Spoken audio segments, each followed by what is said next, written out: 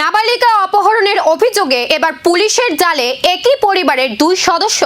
বিশ্রামগঞ্জে নাবালিকা নিখোঁজের ঘটনায় গ্রেফতার করা হয়েছে অভিযুক্ত জামাল মিয়ার বাবা মতি মিয়া ও ভাই কামাল মিয়াকে। দুজনেই সরকারি কর্মচারী বলে জানা গেছে। অন্যদিকে মূল অভিযুক্ত এখনো অধরা। নাবালিকাকে উদ্ধারের দাবিতে সরব পরিবার ও এলাকাবাসী। অভিযোগ অনুযায়ী গত 6 আগস্ট বিশ্রামগঞ্জ এলাকা থেকে এক নাবালিকা নিখোঁজ হয়। পরে নাবালিকাকে উদ্ধারের দাবিতে বুধবার বিশ্রামগঞ্জ থানা ঘেরাও করেন স্থানীয়রা। এরপর 0 এফআইআর করে মামলা আমতলী থানায় পাঠানো হয়। আমতলী থানার পুলিশ তদন্তে নেমে মতি মিয়া ও কামাল মিয়াকে গ্রেফতার করে।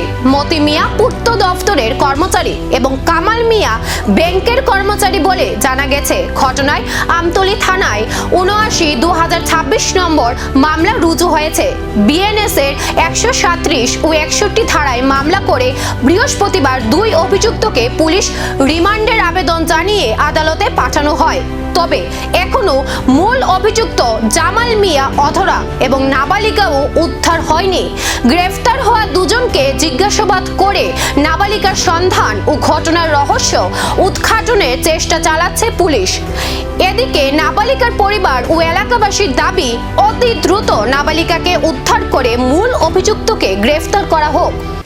নাবালিকা অপহরণের অভিযোগে দুই সরকারি কর্মচারী গ্রেফতার হলেও এখনো অধরা মূল অভিযুক্ত।